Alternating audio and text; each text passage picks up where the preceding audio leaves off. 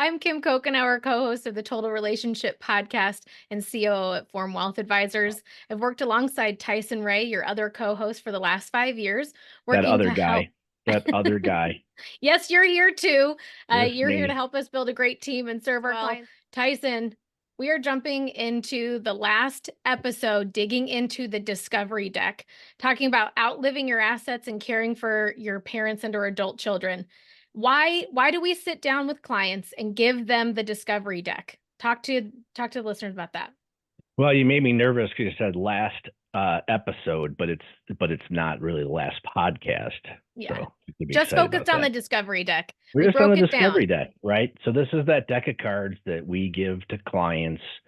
One is kind of goal planning and future forward thinking. Tell us about what you're wanting to do. And then when we're done with that one is about just kind of concerns and fears and things to worry about or that you could worry about.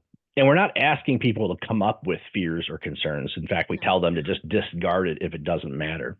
Mm-hmm. But one of the cards that comes up quite often is caring for your parents. And if that card is the top, plan on just listening a lot because you're going to about to crack open a Pandora's box of issues that people are dealing with.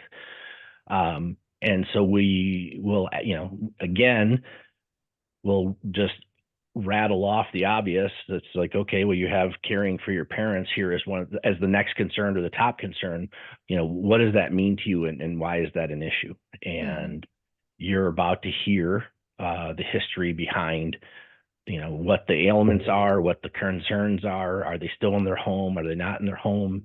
As I said in the goal planning cards, and when we're talking about family, that parents fall in usually one of three categories from a financial standpoint. They're financially fine, and there's going to be something left over. They're fine, but they're going to die with the last penny, and there isn't anything left over, or you're going to be helping them. Sometimes clients' parents can be financially fine, but the concern of the health and well-being of the parent burdens the child, right? So it's not anything that's necessarily solvable, just to understand that they're involved in the journey of watching their parents come into the no-go years of life and the transition of life of maybe leaving the house, or the issues around, and they are huge issues around taking away the car keys and taking away the checkbook, or moving them out of the family home, or do we bring care into the home? And again, this is just an opportunity to understand where the clients are at. It's also, there's a lot of financial planning opportunities for the advisor to be able to, once the relationship is built and once the client understands we care, to make sure that estate planning things are in order, healthcare power of attorneys are in order. Do they even know who's in charge of mom or dad or both? And do they know where those documents are? Are they signed? Again, when after 25 years of doing this, you also have learned from a lot of clients that had to come walk along their parents and have examples of best practices and things that just are horrible, and you never want to have to deal with them again. But it's letting the client again talk about and express feelings that a lot of times are causing stress or causing frustration, and then can get misappropriated into their financial plan or the decisions they're making, because quite frankly, they can't see past the concerns of taking care of mom or dad who fell or got some terminal illness or is having some health issue that they can't control. They can just only worry about and wonder. Yeah. Well, and I think one of the cores of that is just the fear of how are they going to manage it when they don't know anything, like they've not been brought into the conversation with their parents about the estate documents, about the will, who's the attorney, who's the parent's advisor, and there's just that generational shift that I think we're starting to see, where those conversations are becoming more prevalent. And I think what opportunity there is for the advisor is that they become a person that can be there, that can kind of sit in the middle of all of that and provide that objectivity to help think through some of those steps to create a a plan for the client and how to help them navigate what's going on with their parents. Um, so if clients are unwilling to talk about this with you, even though they bring it up as a concern, how do you navigate that? I actually don't think, because of how, again, the planning cards are on the front end and now we're into the concern cards. I've never had someone lay that card out there and then not be willing to kind of express why that's there. They may not have been willing to try and fix it, or couldn't fix it, or they're not the one that's been picked to fix it. Mm-hmm. It is definitely the opportunity to reiterate to the client, our whole job as advisors is to try and, one of them is to try and help you make decisions today that in the future you don't regret. Yeah. And one of the regrets that I have found people having is not understanding or exploring where are these documents? What is mom and dad's plan? Do you know? Do you want to breach the topic with them? Do you want us to breach a topic with them? I've gotten several clients over the years by just offering, hey, because your parents have never talked to you about that, and maybe they're private or you don't think they'll ever say anything to you, if you want to let them know you have a financial advisor who is willing to kind of give them a second opinion on their affairs, that can lead to an introduction of mom and dad, hopefully who are still in their capacities, one or both of them.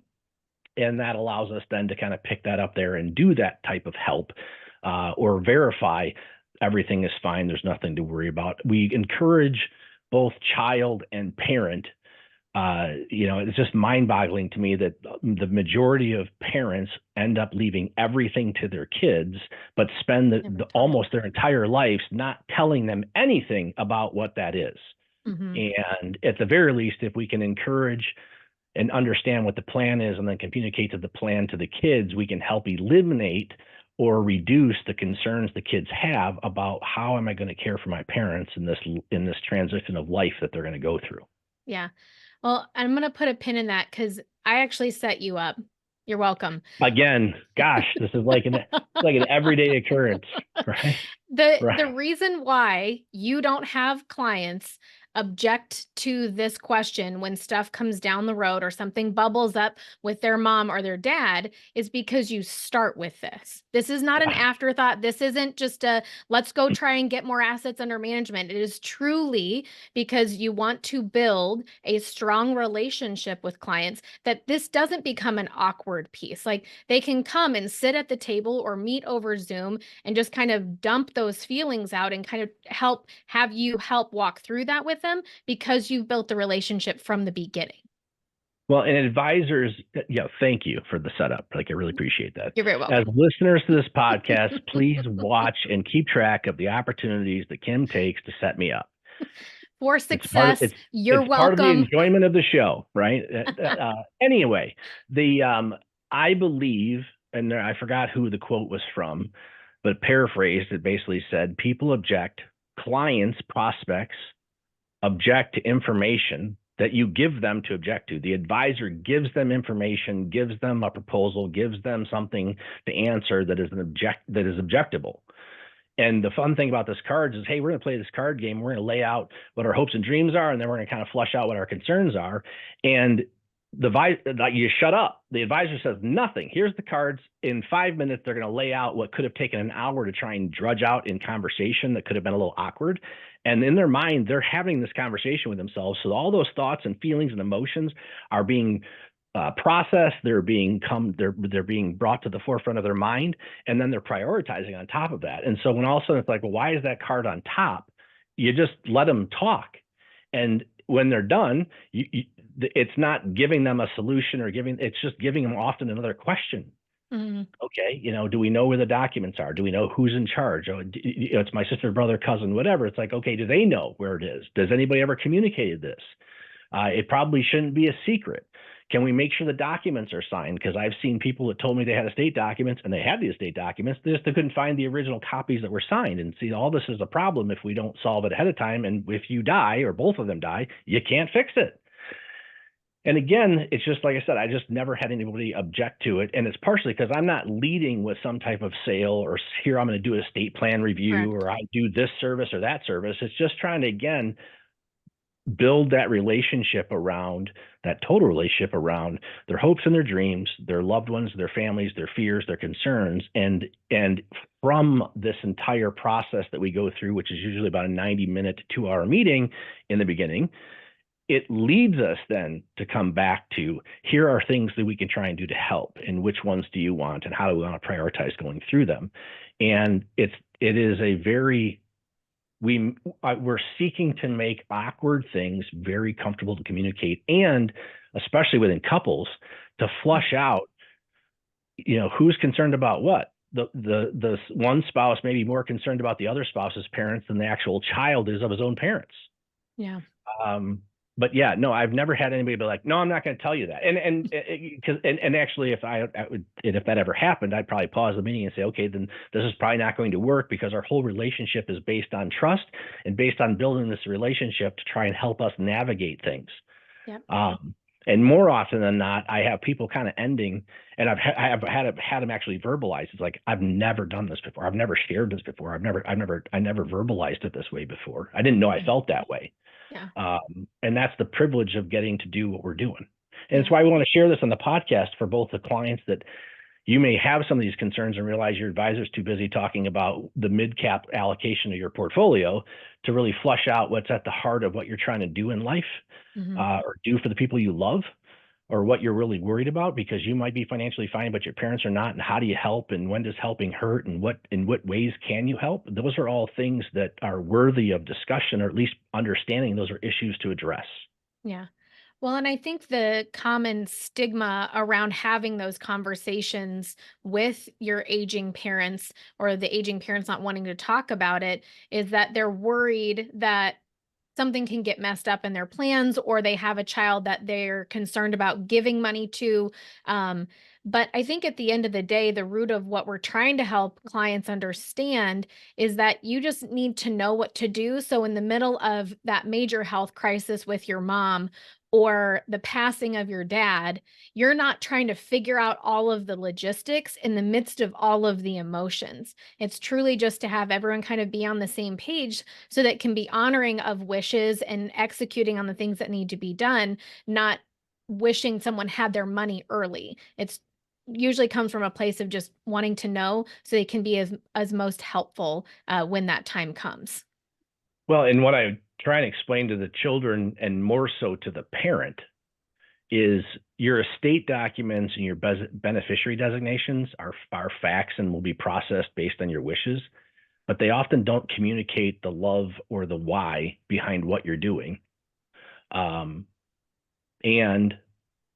a lot of times people just don't know when they've reached a point where you can open up and give this stuff away without it having to affect a relationship. You may not know, the parents may not know that the kids have more wealth or are financially better off than the parent is.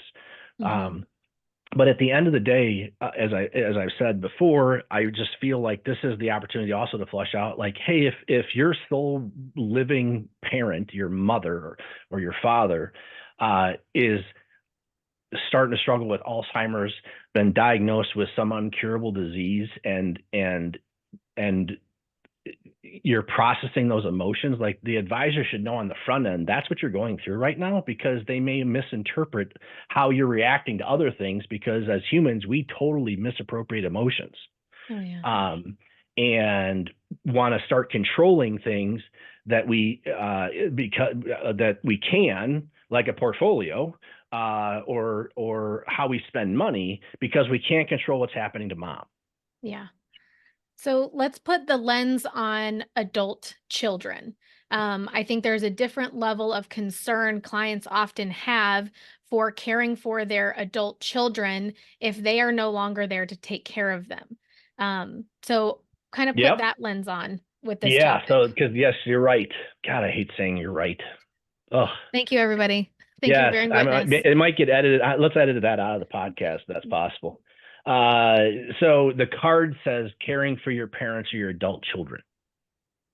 This is, again, another opportunity for the client or the prospective client we're trying to build this relationship to communicate, they're having an issue with their adult child, whether that adult child is still living at home, whether that adult child has some kind of disability, whether that child has some type of addiction, whether it's or spendthrift, or is just struggling in mental health, or in their career or lack Yeah. thereof, Anything. anything.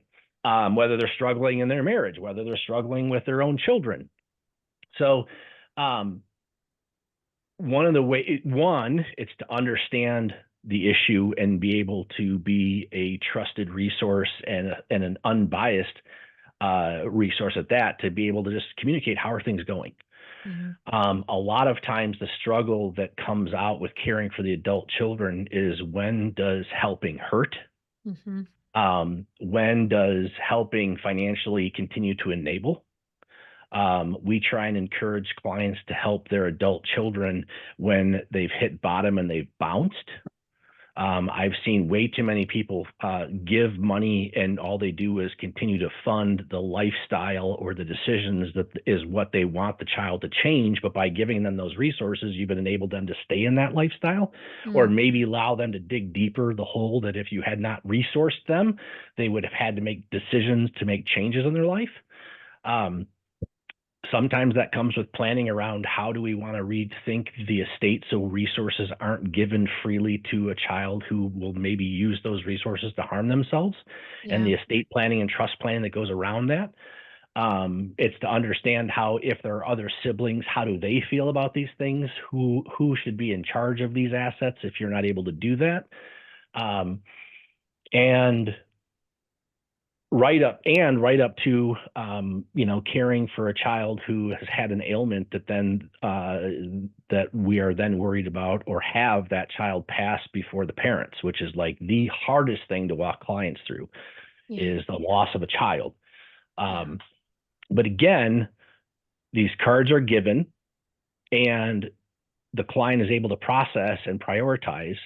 And then we're able to help realize how big of a deal is caring for your parents or your adult children, compared to running out of money for yourself, compared to taxes and inflation. And the beautiful thing is, they're going to prioritize it for us. And then we can help flush out, is this really an issue or not an issue? And do we need to come back to it? Are there planning points to that? Or is there more information that we need? But it is just a opening up of what matters to this client, that has nothing to do with money. But has everything to do with how they think and what they care about, and often where the money is going to go. Yeah. Well, and it's a real heart issue, which, since you know me so well, that's one of my biggest things, and why I love what we do here, and just why I'm so excited about getting this podcast out, is really getting to the heart part of finances, because most people don't understand how much emotion is really tied into your life and your legacy, and then that can be tied to your money, but it doesn't have to be an unhealthy thing. It can be tied there for all the right reasons, for gifting and taking care of your family and friends and living a great life. And so I think that it's one of my favorite parts about what we get to talk about.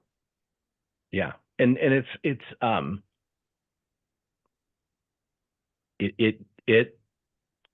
is, again, goes back to, this is again the total relationship that has so many things to do with parents and loved ones and their occupation and what they do for hobbies. And it's like, when you start putting this all together on a piece of paper, it's not overwhelming. It just helps paint the picture of the life the client is living, what they're living into, and how you get to be a part of that, which is what relationships are. Yep. I mean, I know a lot of people that maybe have a relationship with a client, and what they talk about is their commonality to a sports team, or a current event, or a hobby that they do together. And it's just like, okay, yeah, but when you're bringing someone on, you can at the beginning go so much deeper, and once done from that foundation, do so much more than just play golf together or celebrate a victory of some stadium team that did something. Because at the end, a lot of people are navigating these things alone. A lot of people are navigating these things without having a trusted advisor to basically lean on to try and help them make the best decisions possible. Yeah. And it's our privilege to be able to do that with them. Um, so the last card we get to dig into is outliving your assets. No one really loves thinking about their end of their life. We plan for that with insurance and other things, and it might be uncomfortable, but it's necessary because there's a lot of things that come into planning for the client, depending on how what their family longevity is. So, how do you broach this topic with clients when they put that right at the top? What does that tell you when a client picks that first? Yeah, so I think a lot. I don't think it has as much to do with dying like the estate planning cards do. I think it has a lot to do with this fear of running out or not being able to maintain their lifestyle. And we have that card in there to prevent our own bias from assumptions. And what I mean by that is I've seen clients put that card up there that it's legitimate. Like, you didn't save enough. Maybe you didn't work long enough, you didn't invest correctly, you blew yourself up, or you got out of the market and stayed out of the market, or you felt like being safe was the right thing to do, but then the portfolio didn't grow enough as you took money out that you're going to run out. And then speaking truth into what do you do? What are your options, if any? Versus I've had, rather recently, I had a client come to us that they had a $20 million portfolio. They have a business they're going to sell for $100 million, and they have a pretty modest lifestyle. And her number one card when we got to the concerns was running out of money, outliving her assets. Wow. His was second.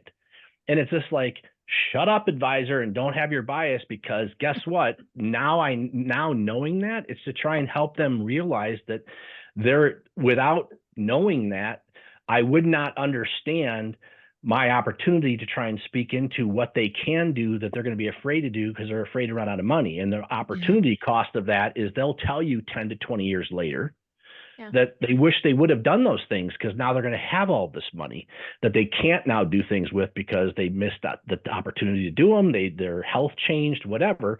And so it's a both and of it's one, again, flushing out what are the concerns for the client compared to what they have, not what the assumption is of the advisor.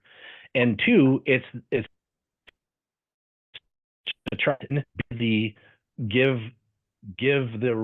take on the responsibility and give the advice and the permission that no, you shouldn't because of these reasons. Remember how we're worried about running out of money? Well, if we keep buying cars every 2 years and the portfolios don't have those assets, like, you're going to regret this. Like, that whole fear might become reality. So we can use that concern to help try and adjust the behavior. More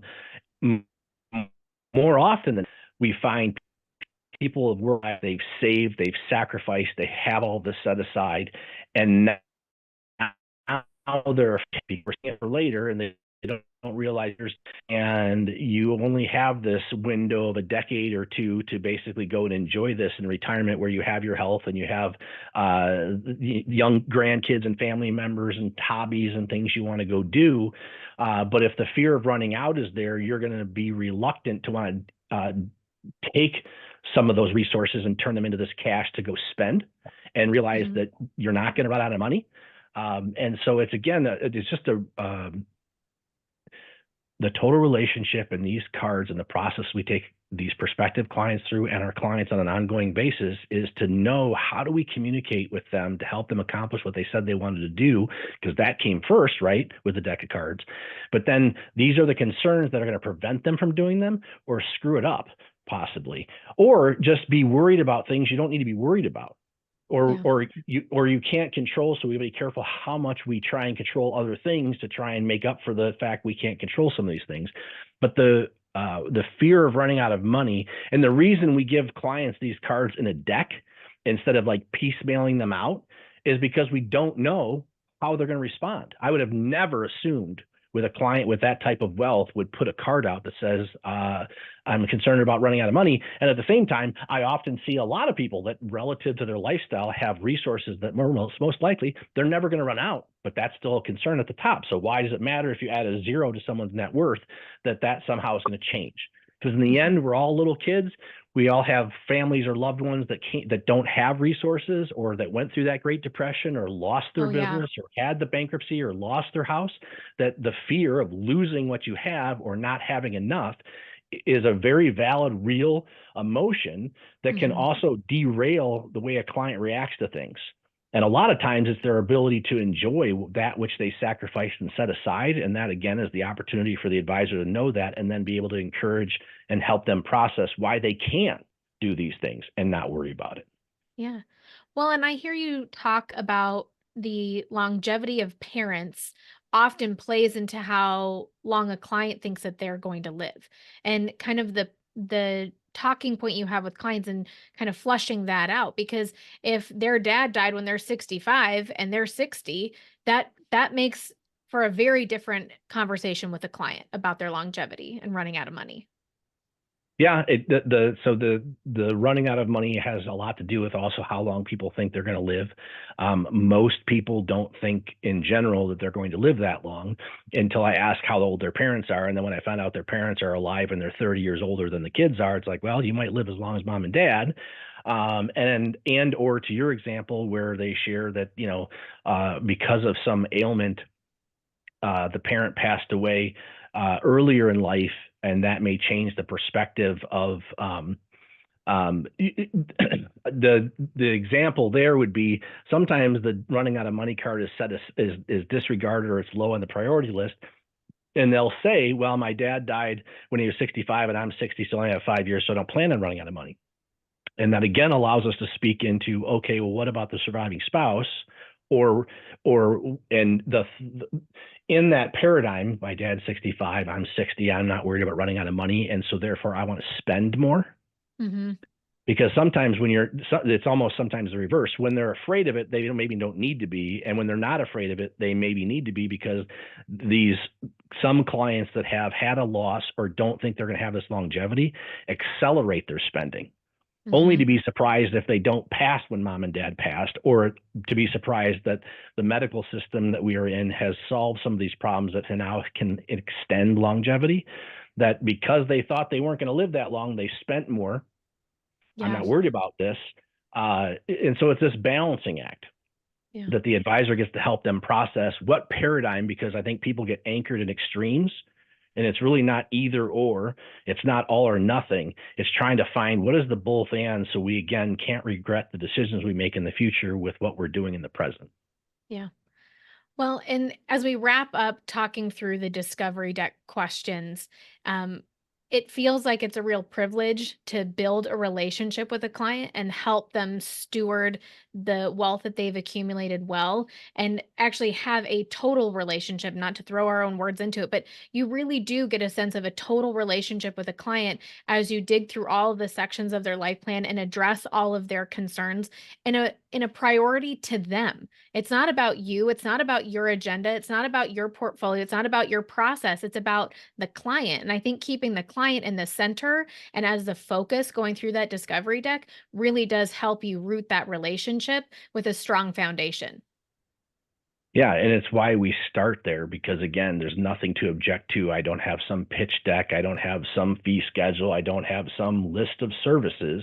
It's like we're going to start with this exercise to try and understand who you are, what you're trying to do, and what concerns you have that are going to help you or prevent you from doing those things. And from that, we're going to be able to discern if we're going to be able to help, how we're going to be able to help, and if we're going to be able to work together. Yeah. Anything else you want to leave our listeners with today, Tyson?